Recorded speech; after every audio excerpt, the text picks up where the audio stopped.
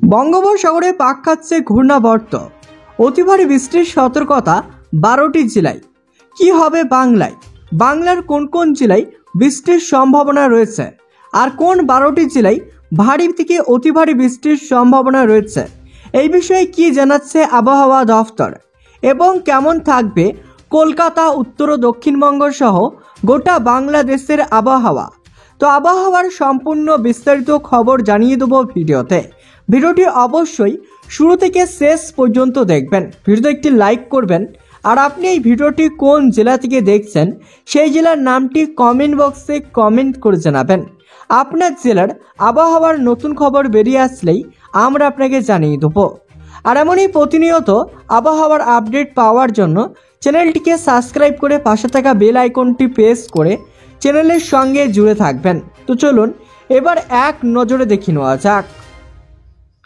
একের পর এক নিম্নচাপ, দশর ঘূর্ণাবর্ত, ফের সপ্তাহের শুরুতেই আবহাওয়ার বড় খেলা, সতর্কতা জারি করল আবহাওয়া দফতর।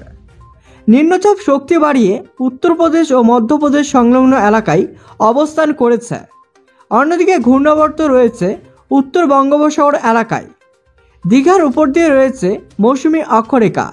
এর তীর ফলায় বৃষ্টি হবে দক্ষিণবঙ্গের জেলায় জেলায়। আগামী 3-4 দিন মৎস্যজীবীদের সমুদ্রে যেতে মানা করা হয়েছে বাংলা ও উড়িষ্যায়।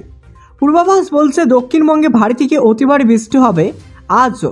ভারী বৃষ্টি চলবে আগামী মঙ্গলবার পর্যন্ত। কলকাতাতেও বিক্ষিপ্তভাবে ভারী বৃষ্টির আশঙ্কা। উত্তরবঙ্গের পার্বত্য এলাকাতেও ভারী বৃষ্টির পূর্বাভাস। গত সপ্তাহে নিম্নচাপ ক্রমশ সুস্পষ্ট নিম্নচাপে পরিণত। ঝাড়খণ্ড থেকে সরে উত্তরপ্রদেশ ও মধ্যপ্রদেশ সংলগ্ন এলাকায় অবস্থান করেছে। এটি আরও সরে রাজস্থান হয়ে গুজরাটে পৌঁছাবে। সেখানে শক্তি বাড়িয়ে নিম্নচাপে পরিণত হবে। আরব সাগরের নিম্নচাপের সঙ্গে মর্জা করবে এই লঘু নিম্নচাপ বলয়। একই সঙ্গে উত্তর বঙ্গোপসাগরে ঘূর্ণাবর্ত তৈরি হয়েছে।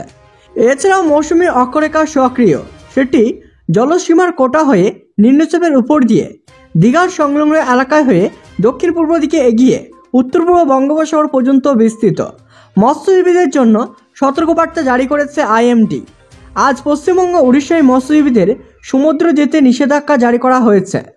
সমুদ্র উত্তাল হবে 50 থেকে 60 কিলোমিটার গতিবেগে। দমকা ঝড়ো হাওয়া বইবে সমুদ্রে।